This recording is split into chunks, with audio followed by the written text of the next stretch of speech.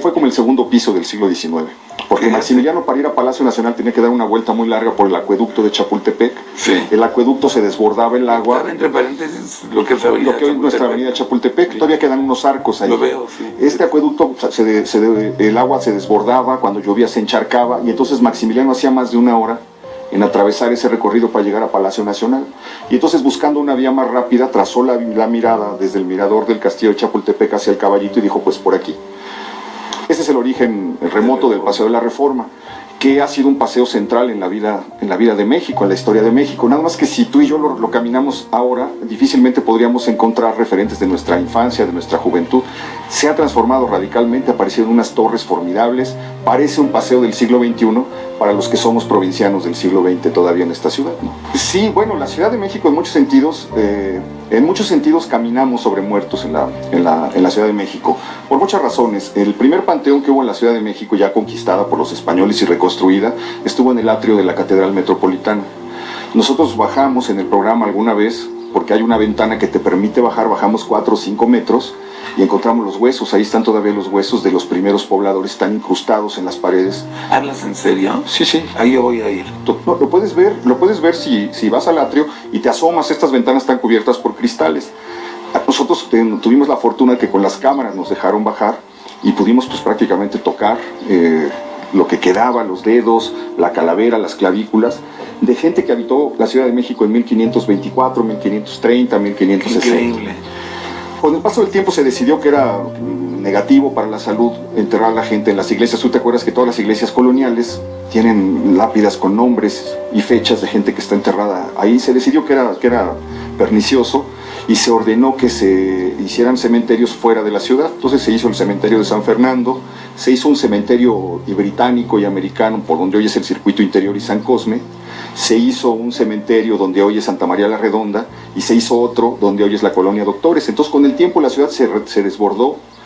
Acabamos primero con Santa Paula, se volvió el eje central, esquina con Reforma hoy, y lo que está en medio, seguramente abajo, son tumbas de habitantes de la ciudad.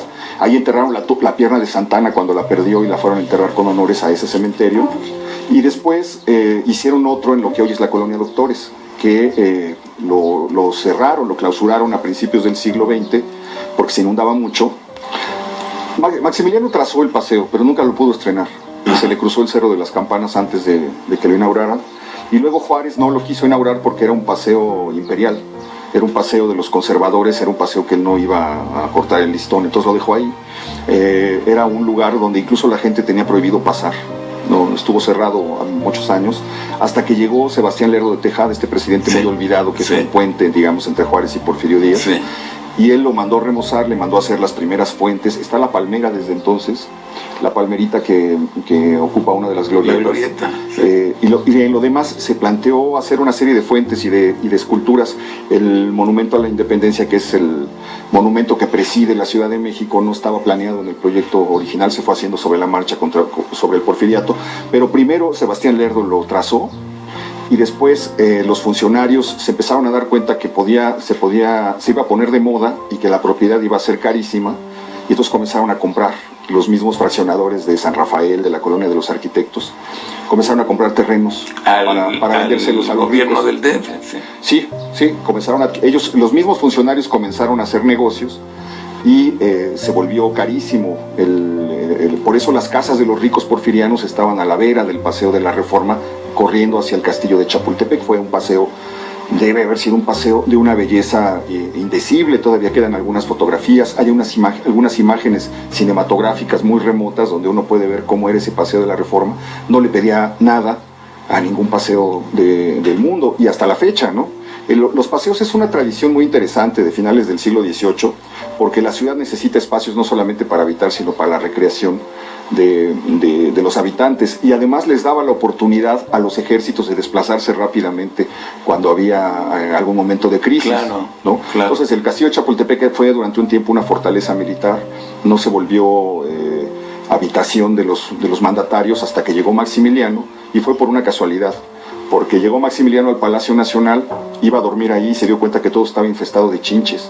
El lugar donde habían dormido los virreyes y los presidentes y Don Benito Juárez, etcétera, era un lugar que no se podía habitar porque estaba infestado por las chinches. Y además, imagínate dormir en el Palacio Nacional, a unos metros de la catedral, a unos pasos del mercado, hasta desde las 6 de la mañana empezaban campanadas, gritos, ruidos, claro. Y entonces les pareció insufrible y decidieron mudarse al castillo de Chapultepec prácticamente por eso. El castillo estaba en ruinas, había sido una fortaleza para guardar pólvora, no estaba pensada como una residencia presidencial o imperial, hasta que ellos la tomaron y la arreglaron para eso, ¿no? Hubo un temblor muy fuerte el año que entró Madero. La ciudad se conocía como el temblor maderista.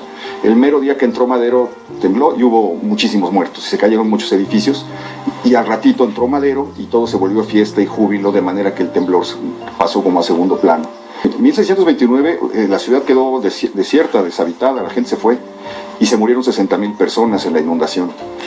Y lo más dramático es que, según los cronistas, la inundación duró 5 años. El agua no bajó en 5 años. Todo México se volvió una laguna, pero como dice la canción.